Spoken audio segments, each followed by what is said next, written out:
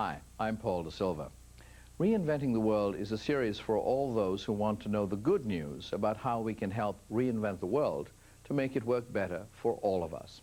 This five-part series of one-hour documentaries with host Des Kennedy looks at some of the biggest challenges facing us today: work and time, food, cities, economics, and cultivating social change, and how innovative thinkers from Sorrento, British Columbia to Sao Paulo, Brazil, are coming up with some of the ways of getting there from here. This is television that offers hope to all of us. Tonight's episode is about work and time. This program examines work and time as intertwined problems in our fast-forward lives and why it's becoming increasingly harder to find balance.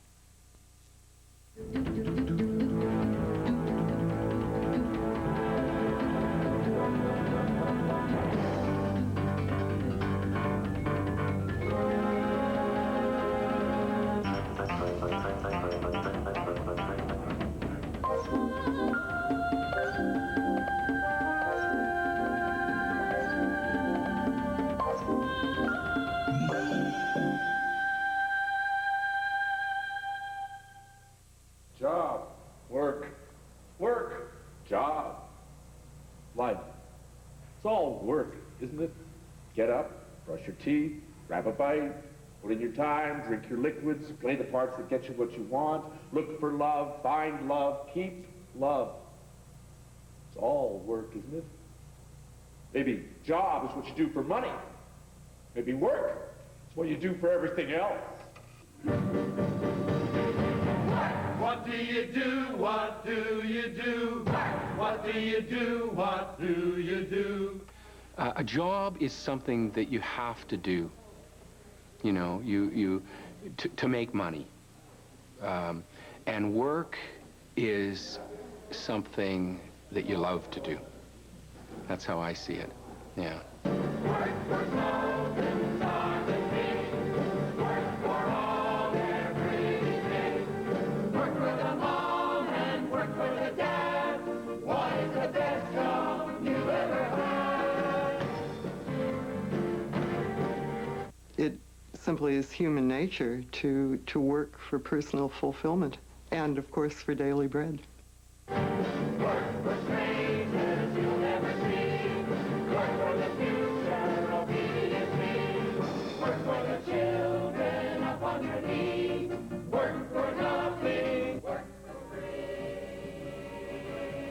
Anyone who's had a bad work experience will tell you the tremendous battering their self-esteem took. So we know work is very important. It's a primary source of engagement. It's a primary source of giving people feelings of competence and mastery. Work it out, work it out, work it through, work it over, work it on, work it hard, and work it out, work it out, make it work.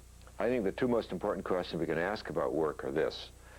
First of all, where is the joy in your work? And how does our work contribute to the joy of others?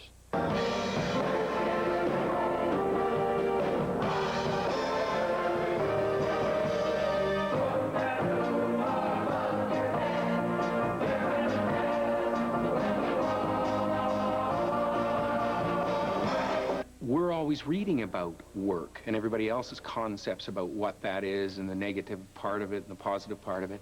And they needed to react to that as well. And so when I brought in the whole, I want to do a show about work, they cheered. It was, yes, we want to say things about work too, because by doing that, they are telling you about who they are. And I think that human beings have a great need to tell each other about who they are. And work, in my mind, is who you are.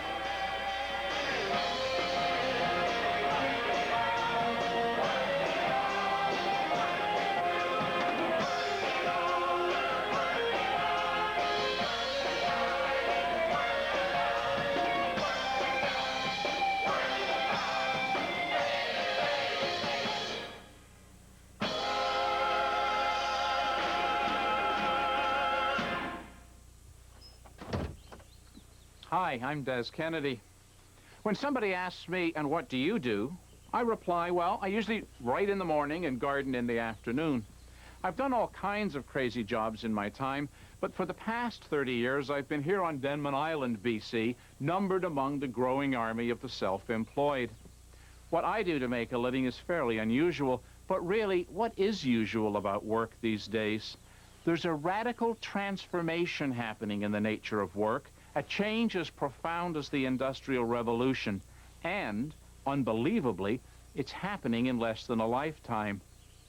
We've got more and more people who are overworked, or underworked, or out of work completely. We've got working people whose lives are so stretched they have no time for anything except keeping up with the job. And we've got the recently or chronically out of work who have nothing but time on their hands. How did it get to be this way? That's what this program's about. The nature of work. The difference between your life work and your job. Do we have enough time for either of them? Why is working harder not working? You know, so many people that I know in the service industries, which is always given as kind of the panacea for change in resource communities, is, you know, service and tourism. They can't get more than, 20 to 24 hours a week. And oftentimes it'll be minimum wage with very, very few benefits. And then what's happening, and I mean, I see this so often in restaurants and all over the place, is people have to put together 2 and 3 jobs. Many people today are one paycheck away from being homeless. I see a lot of people who are going to be one paycheck away from disaster as they go from job to job or cobble together a living, temp work to temp work. What seems to be happening is there's a combination of what is called globalization and is very imperfectly understood, but let's just call it opening up borders to both materials and people.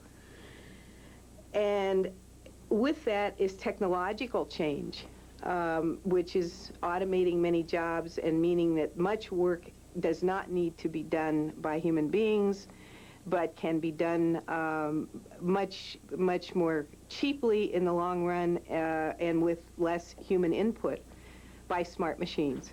And I would never suggest that the New World is not full of fabulous jobs for many people, but I think we forget how many of the jobs in the new economy are not good jobs, how many of them are mindless jobs, how many of them, in fact, instead of empowering people, as we're often told they do, simply, in fact, take power away from them. There's tremendous age discrimination today, even though, on the one hand, organizations are crying the talent blues. We don't have enough people. There's intense competition, supposedly, for talent out there.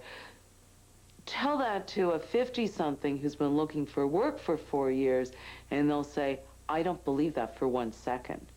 I've gone for, I've turned myself inside out. I've taken every course I can possibly take. I'm about as computer literate as any 22-year-old, and I can't find work. This is an unsustainable situation, that you can't keep pretending that it's the fault of those workers, that they have no job. You can't expect 48-year-old people with no training, except on a production line, to suddenly become, day traders or catering chefs or something like that. It's just not going to happen.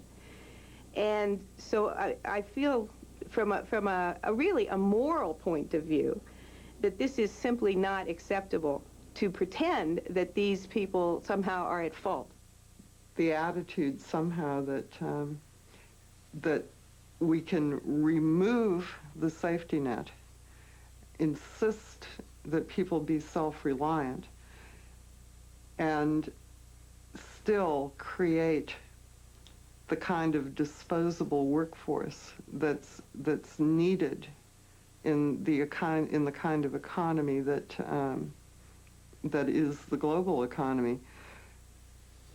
It's not going to work in the long run because the next time there's a recession, it's going to be brutal.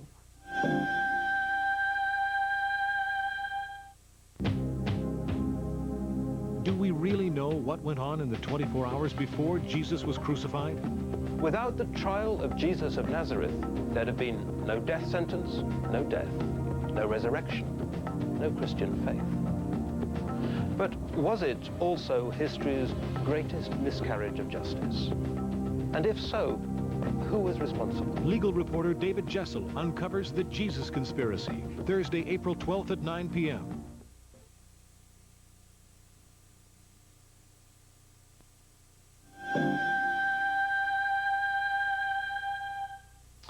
Those of us lucky enough to be employed spend a huge amount of our time working. But why do we work? Besides putting bread on the table, I mean. Plainly, work gives us more than just an income. It's a way of structuring our lives, a way of saying to ourselves and to others, this is who I am. This is what I do. This is where I belong in the world, how I contribute to the human community. Our work lets us say, this is why I'm worthwhile and my life is worth living. You know, our species needs work. It needs work because work is the way we give our gratitude and our blessing back to the community. And when humans do not have work, when we're unemployed, all kinds of despair and self-hatred and violence sets in. I mean, we know this. You can see the statistics. What we're doing, of course, is that we're telling 18-year-old men and women, the 1 billion people that in the world that are either un or disemployed. Disemployed means they have jobs that are so trivial and marginal they cannot support themselves or their family. What we're telling them is that we've created an economic system that's so ingenious, so brilliantly designed that they have no value. You know, and then we're surprised when they hear it and they act out this disvalue. They become pregnant, they get in gangs, they start to sell drugs, you know, business essentially. And we still don't understand them. Then they become criminals. They get involved, they get arrested. We say, oh, now we know who you are. You're not a teenager, you're not a young person, you're actually a criminal. We have a place for you. A healthier approach would be to ensure that young people, no matter where they are, have a good place to live and rewarding work to do. This is Sao Paulo, Brazil.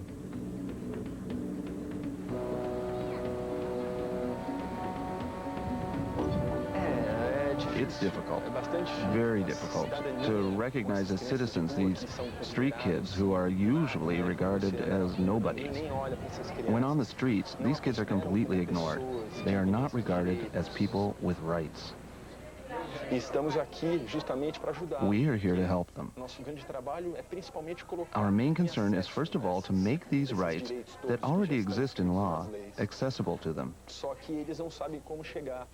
They don't know how to access these rights since the doors are closed to children who were never cared for, who don't have work, who never went to school, who never had their parents' attention, who never had anything.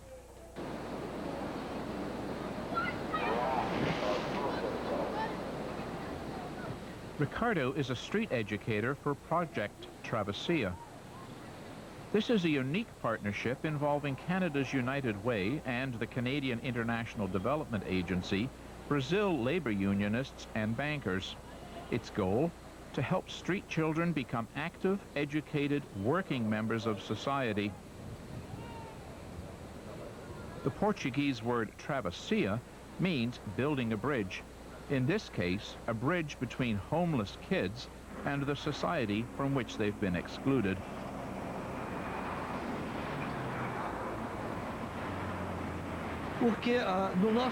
In our case, it was a necessity, not just a wish.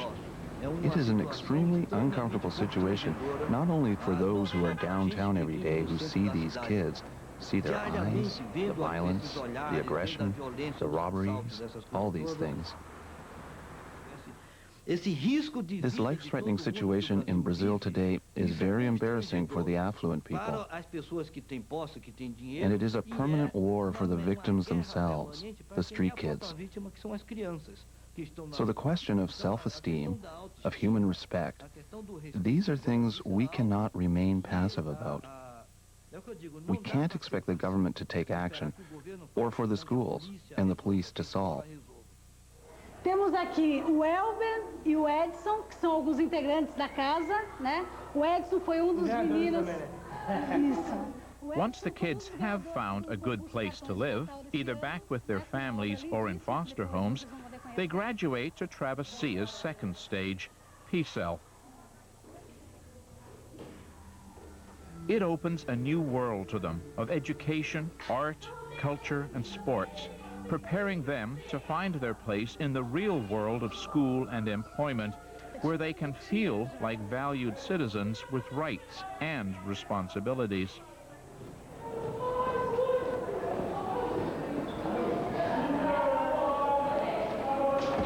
Eu vou pegar, essa aqui é a Malu, é a nossa educadora social aqui que cuida principalmente da área de esporte e recreação, né?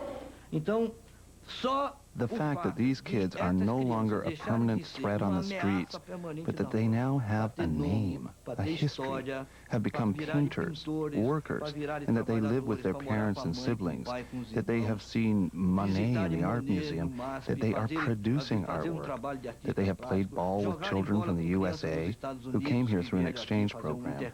All that changed them into people and made them feel equal to children of bankers and judges. This is a very big revolution. Gilmar is right. It's a revolutionary life change to go from feeling worthless to feeling valued. From that crucial change, you can, with a little help, begin to create a life with meaning and purpose.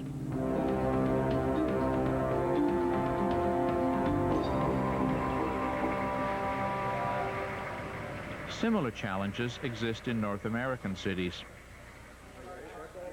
Food Share is a Toronto-based organization working with food distribution. It has created dozens of meaningful jobs, especially for people who'd come to believe they were unemployable. Meet Joey Eddy. I started out a squeegee kid, and then I went to this drop-in center where they told me to come in and apply for this job here. And well, for the first 2 weeks, I was like, yeah, right, whatever. I ain't applying for no job. And then I came in and applied for it and got the job right away. And I went through the Focus on Food program. And then I had enough credentials to be rehired as a youth leader for the next group that came in. And then that went along pretty good. And then a couple more students were hired back from that group. And then I was continued hired on for a youth leader again, and now we have the swim program. Now I'm pretty well running the warehouse.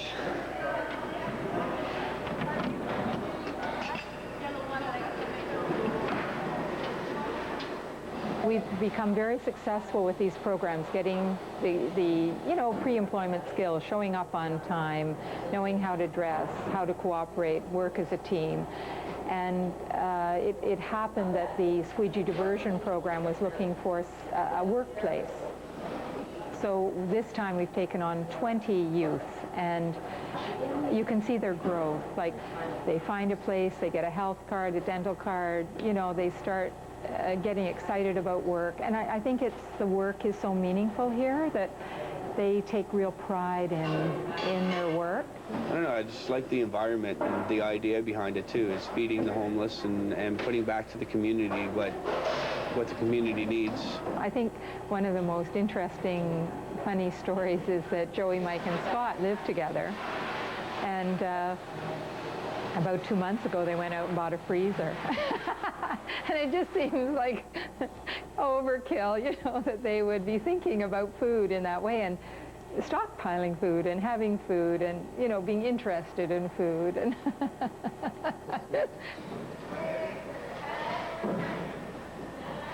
It's just like I never got to buy myself anything, never got to have anything. Everything you needed was in a kit bag, so you can travel from province to province. And now I'm starting to accumulate something. Like my boss now, she's helping me get my license so I can get a car. I'm saving up now for a car so I can get car insurance and stuff and go visit my parents and show them that I'm not such a failure and stuff like that. It's pretty good. Things are looking up now. Today we have 900 million people underemployed or unemployed on this planet. That's the best the Industrial Revolution could do. Do we think the information age revolution, which is going to elite workforces, is going to do better? So we've got to find a way to rethink the social contract and rethink the nature of work. And we have to ask the question, is there life beyond the marketplace?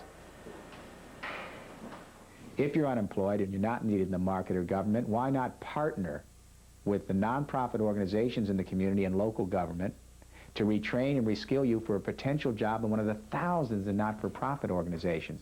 They require paid work as well as volunteer work. The city, the province, the government ought to be willing to pay an income voucher to that nonprofit organization, to pay a decent social wage, so that man or woman who's not needed in the marketplace or government, but needed in the community, can have an income to create social capital, the wellspring of our society, the social glue. It's going to mean taxes. But what I say to people is you're going to be taxed one way or the other. You're either going to be taxed for a fortress society or for the renewal of community. You won't escape it.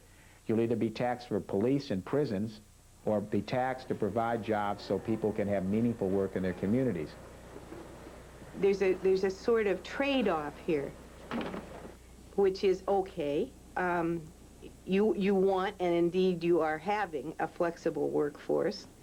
Then the give back has to be that we get something to put underneath all of these flexible people so they have something to rely on and something to build a secure life on. And that's why I think this is now the time for the basic income. Basic income, or guaranteed annual income, is an idea that's been booted around a lot in recent times. It's controversial because it smacks of handouts, freeloaders getting something for nothing. In reality, this is how it would work. Every month, everyone, rich or poor, employed or not, would receive a lump sum payment from the government. No strings attached, and the same amount for everyone. This basic income would not be taxed, but any additional income would be. Only the most frugal of characters could live on guaranteed annual income, but it would be part of a larger social safety net of affordable housing and public health care. Most importantly, it would erase the stigma of welfare, our tendency to blame the poor for their poverty. And in today's volatile workplace, with so many people one paycheck or one contract away from financial disaster, it would give a bedrock upon which everyone could feel secure. It took Canada a long time to get away from the notion that somehow if you were poor, you know, it was because you came from a bad family, or it was because you didn't work hard enough, or because you didn't deserve not to be poor.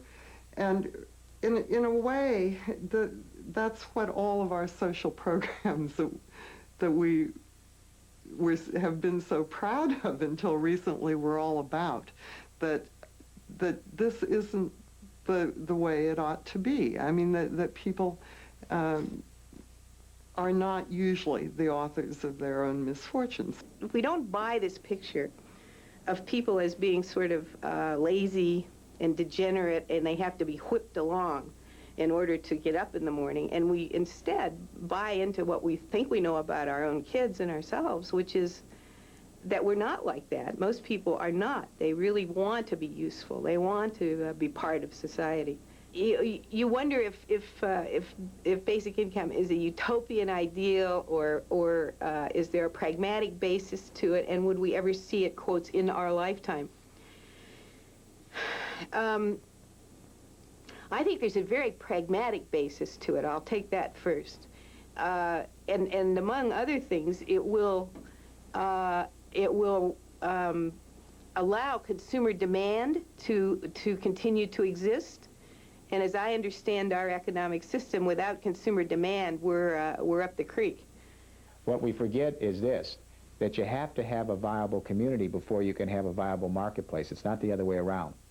We always establish community first, social capital first, and then we can have exchange in representative government. So the strength of a civil society is the wellspring, the foundation for the strength of the marketplace and government.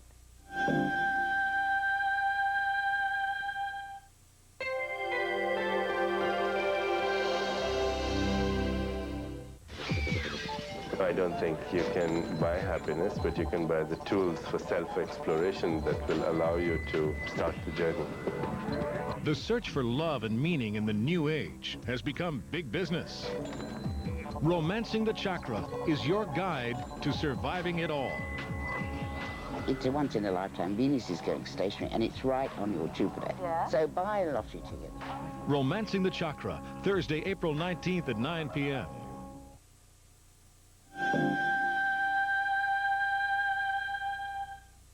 Okay, yeah, what time? Let me just check. Yeah, that's okay. I can squeeze it in then. Fine, thanks. Bye-bye. And there they are. The days, weeks, months, laid out as they've been for centuries. So how come all of a sudden there aren't enough hours in the day? Why are we always running out of time? We're going crazy trying to save time. But save it for what? Were our parents this frantic? Our grandparents? Has time itself changed?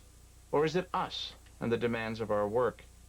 May Burroughs works at a home office, which you'd think would make life easier, but how she describes her day still has a familiar ring. I'm on the phone at 6 o'clock in the morning. I get up at 5:30. I'm on the phone at 6. I've already put in, 2 hours work before Joshua gets up. And then, we make his lunch and get him ready for school, and then he's off, and then I carry on working. And the thing about technology and technology at home is that it's not that it makes your work easier, it extends your workday enormously.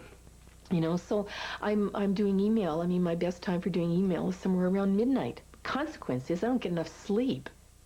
I think the impact on individuals is horrible in terms of the amount of stress. One might well ask, how can one have a life worth living when one is so busy doing, acting, and achieving? Even in terms of actual productivity, can you really work in a creative, thoughtful way when all you're doing is acting? I wonder if it's not partly, this kind of sense of a limitless horizon that you actually can do so much. I mean, I think our generation grew up thinking that anything was almost possible. And I really think it's just a mindset that I was trained in. So some people are involved in that. It's just not saying no. We just habitually don't know how to say no to things. People have figured out this cool way to live longer, which is to live faster. And even if you live to the same 75 years you might have expected, you can cram in 150 years of charging around. And that's actually, I think, pretty attractive. If people hated this haste so much, there would be more people saying, oh, count me out. When you ask someone, how are you, what do they say? They say, oh, it's just crazy around here. I'm so busy. And really, they're boasting to you. They're saying, look at me, look how important I am. I must be important because I'm so incredibly busy. And so it's masked as a complaint, but really it's a way of asserting their value and self-worth. I think we have become addicted to busyness. Doing, acting, and achieving, it makes us feel alive, it makes us feel wanted.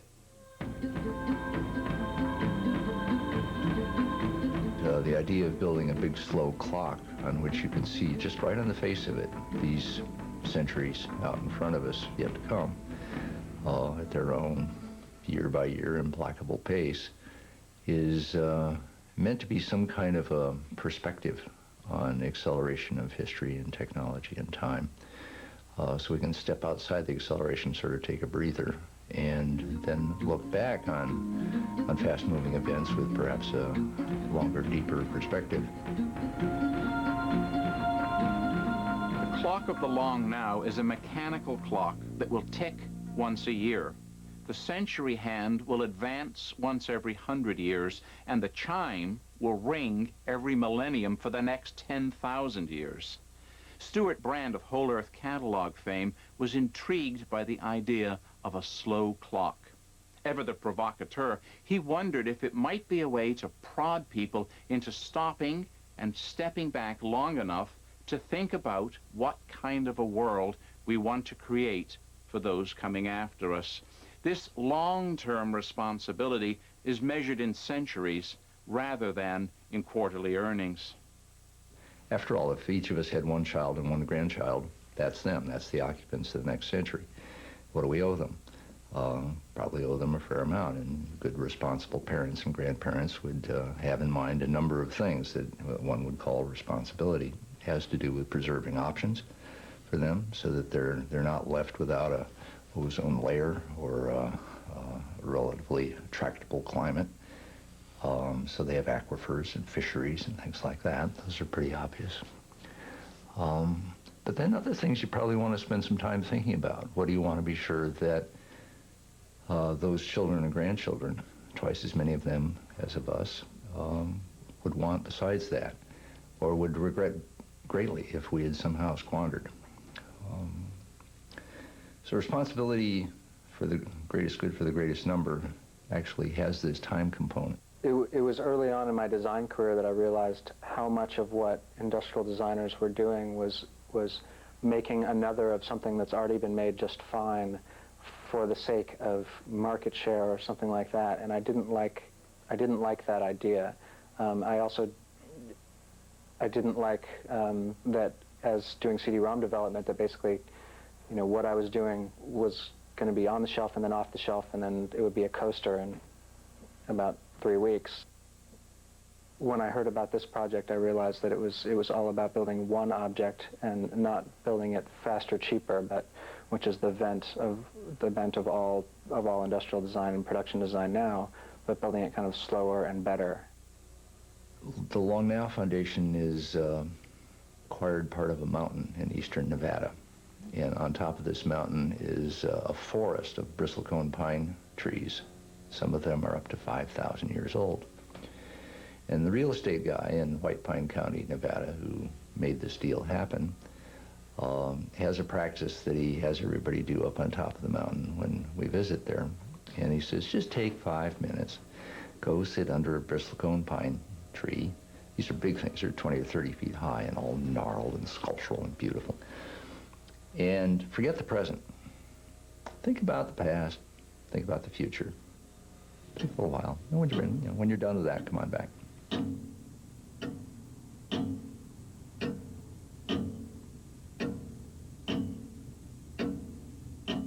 Everybody has incredible experiences.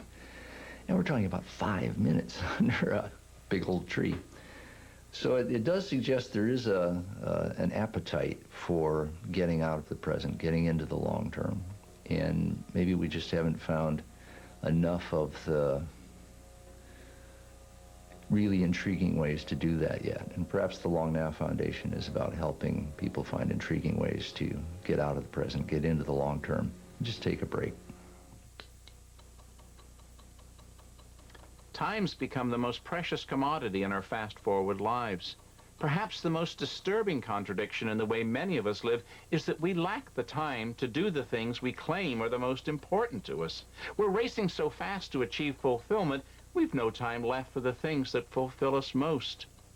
But what meaning does life have if we don't have time to be who we want to be? Juliet Schor is a contemporary economist, teaches at Harvard. She's written a good book called The Overworked American. And in it she says that we're like stuck in a squirrel cage where we work to spend and work to spend some more. And she thinks the only way out of this squirrel cage syndrome is to leave the squirrel cage. And I think this really encapsulates the problem that the industrial age, the modern version of work that we've all inherited, has done a number on our souls. E.F. Schumacher, the British economist, says that if your body gets injured at work, we have insurance. But if your soul gets injured, you're on your own. I just think that there's many people who wouldn't know, at least initially, what to do with periods of free time. On the one hand, there's this kind of, if you're not busy and overworked, then you're nothing, or you're a failure, or whatever. There'd be that, but there'd be also this kind of void, which we fill with constant noise of radio, television, et cetera, et cetera. I mean, that's what most people do, is they try to fill that silence. I think a lot of us do this. It's just part of being a human being, because you don't have any huge desire to contemplate the ultimate anything, because we all know what the ultimate anything is. Have we elevated work to the status of the final and last high-performance sport against which we measure absolutely everything. I mean, I think we've lost our concept of play, community, neighborhood, people's religious interests, art. I was with 200 CEOs and COOs and whatever O's and of Fortune 500 corporations at a conference board meeting, and I had the microphone for 45 minutes, and I asked them 3 questions, and I said, how many of you want to work harder in 5 years than you do now? Just raise your hand. No one raised their hand. I said, well, how many of you know somebody in your office who's a slacker and is just really screwing off? And I said, no one raised their hand. I said, well, that's good. So let me ask you one more question. I said, how many of you know someone, or are you yourself spending too much time with your children? Raise your hand. You know. I said, no one raised their hand. I said, so let me ask you another question. I said, what are you doing? What are you doing? You are creating a system in which you cannot spend enough time with your children, and no one else can either. Studying the mystics over the years, East and West, as I have, I was struck by how much they have to say about work, and yet how seldom they're invoked at board meetings or at when business people or economists come together to talk about work. So I was struck by that our spiritual traditions consider work to be an integral part of the spiritual journey. And Rilke, the great poet early in this century, said, somewhere there is an ancient enmity between the great work and our daily lives. So he was implying that there's only one work in the universe, the great work, which is the universe unfolding. But what is the relationship of that work and our daily work? That, to me, is a really important question. I feel enormously lucky and privileged because for most of my life, I've been free to do what I love doing most. My work, my life, my home are all kind of tied together and express a lot of who I am. Working at what you love is an ideal way to live. Unhappily, most of us don't have that opportunity, either because we've chosen to do something else or because we had no choice to begin with. It somehow wasn't in the cards life dealt us. But if you're able to find and do what Bruce Riddell calls spirit work, you're on your way to solving the defining question of our age. How can I find the time to do and be what I want? Yeah, the spirit work is the best work, I think, in many ways. And, you know, and I get shocked out of it all the time, but when I'm working on that part of my life, I love the place that I'm in, you know, when I'm in there working on it. And I think the trick is to sort of maybe get there always.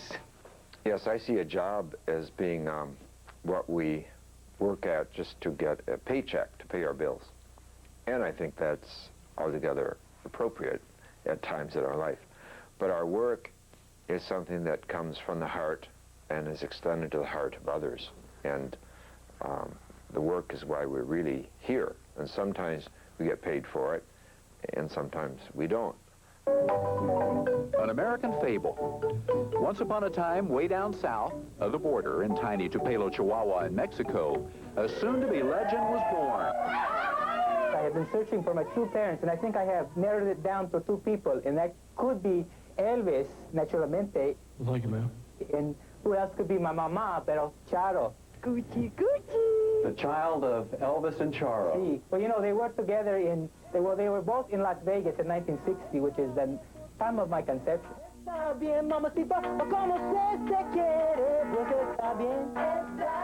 My name is Robert Lopez, and I perform as Elvis, the Mexican Elvis, a Latino take on Elvis Presley, telling the history, the celebrations, the problems of Latino and Chicano culture.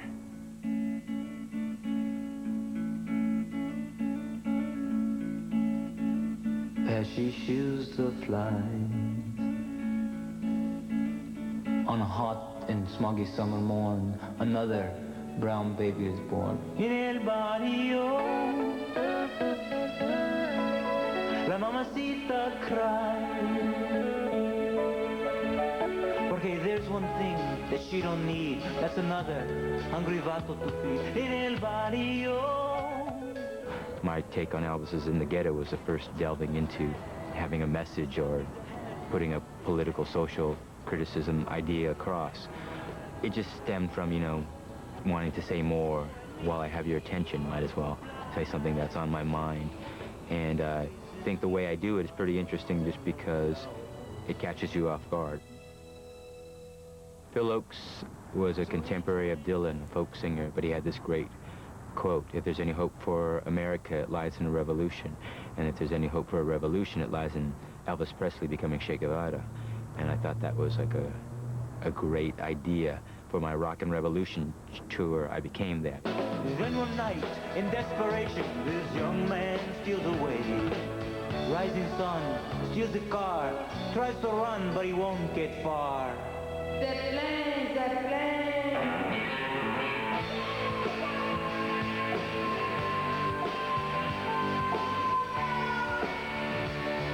I'm really into blurring lines of what can be populist and what can be entertainment, what can be glitter.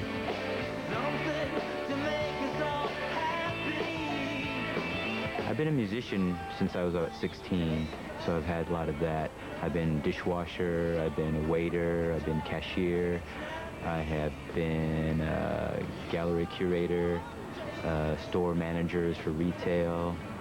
I've been a model, I've done a little bit of acting.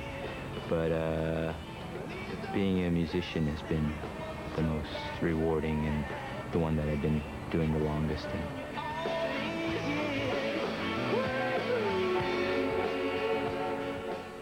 You gotta love what you do, and sometimes it's good and sometimes it's bad, but there's just as much glory in being a good dentist as there is being a rock star. And I like the idea of blurring those myths of artists or special people and farm workers not. I mean, they are all special.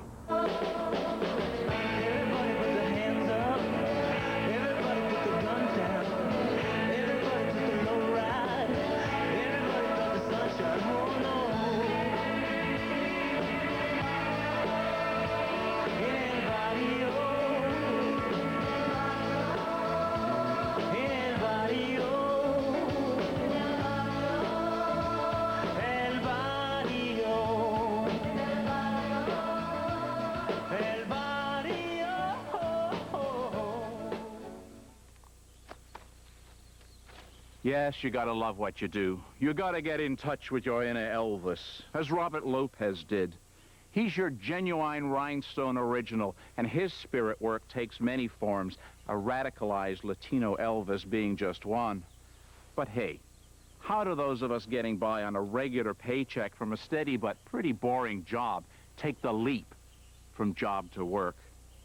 For a sole support parent, for example, the risk might be just too scary.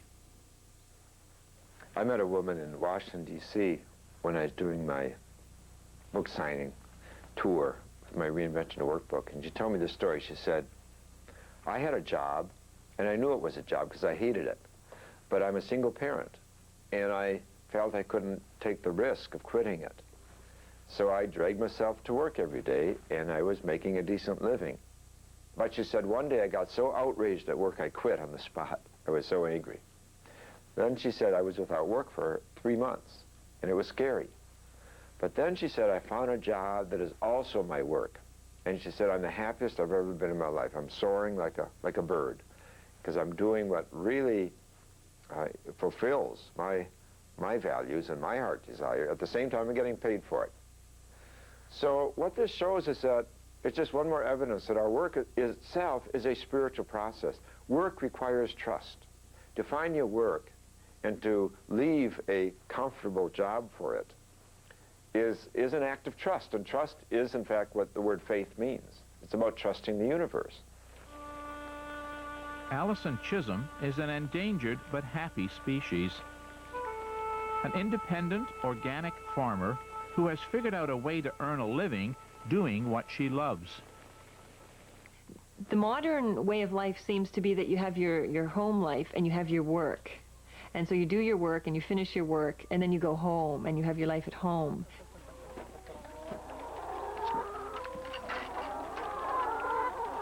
You could call farming a job, but I tend not to call it a job or a career. I call it a livelihood. And I think the difference there is that you're not just working, but you're living. You're living your work.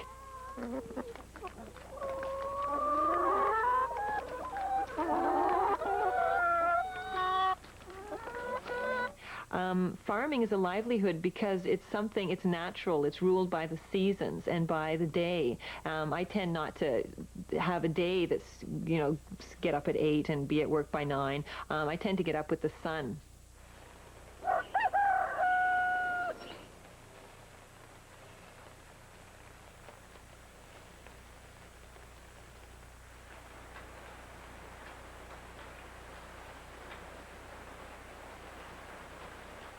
I guess it's hard to explain. It's just a way of life. It's just what you do from day to day, rather than what you do from this time to this time to get paid.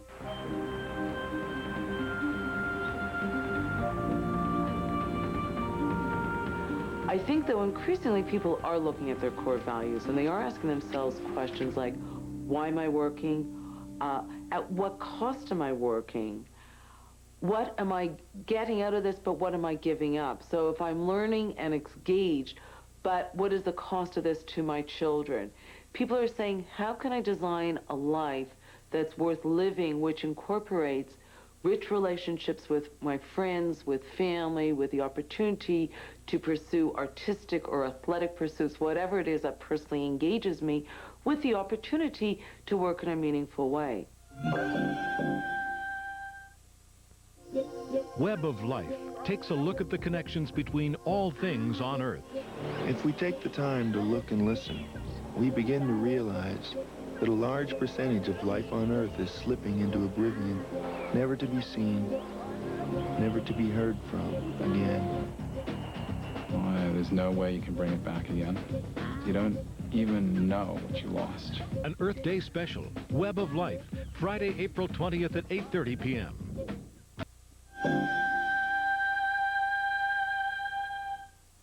I think work is a lot like relationships. You're either in it or you're out of it, you know, and if you're in it, you're working really hard at it or not working hard at it. If you're out of it, you want it, or, you know, it's the same. I look at it the same way. You're either working or you're not working on lots of different levels. You can't, it's inescapable. There is no, you know, escaping work.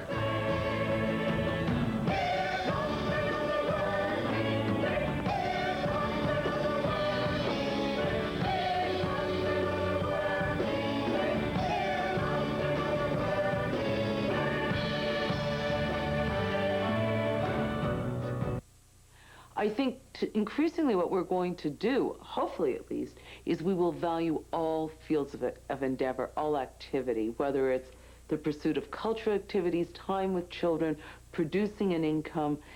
That, in turn, of course, will liberate work opportunities for those people who can't participate economically. I mean, as you know, the tragedy of the new work order is you have two groups of people. You have one group who's working too hard, and another group who can't get work or who is underemployed. It may be by virtue of us reconfiguring, rethinking what work means and how many hours people should be working, that we can start to engage all members of the community so that work can be dispersed more equitably. How can we possibly achieve a more equitable distribution of work and of time? What if society, and especially government and industry, recognized their moral obligation to address this issue? Wouldn't everyone benefit? And to those who say we don't have time to fix something that big, the answer is why not? All we really need is the vision to see it clearly, the will to get to work, and the patience to see it through. There's a wonderful professor of learning, really, computer learning at MIT named Seymour Papert. He told me this story, that he and a bunch of his friends were eating at a probably legal seafood restaurant in Boston. And they're having lobster as they do in New England, and the question came up, can anybody eat a lobster completely without making a mess? And in this group, there was a person who did it. It was a brain surgeon. It took him 2 hours. And Pappert's point is that it wasn't his skill. He took the time appropriate to the task, which he knew about from his brain surgery. And he had a completely eaten lobster without a smidgen of mess after 2 hours. And as Pappert points out, it wasn't his skill, it was his patience.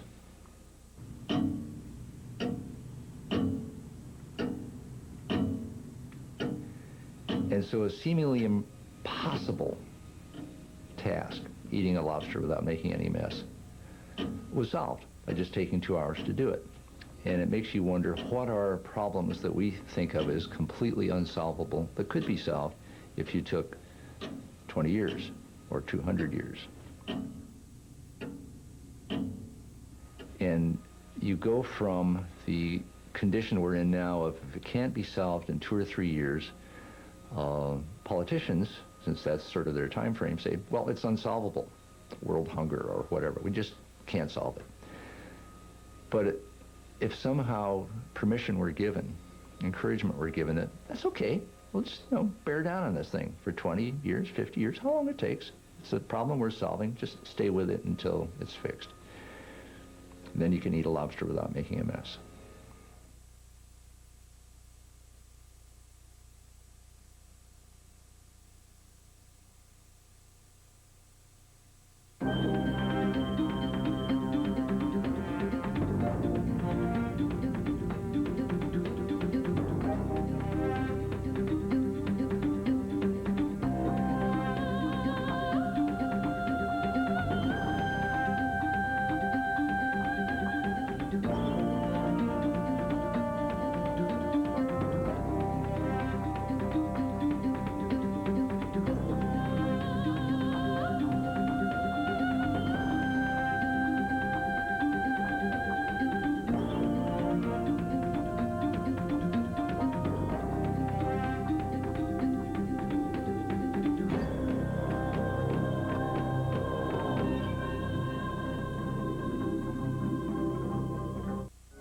This is Christina.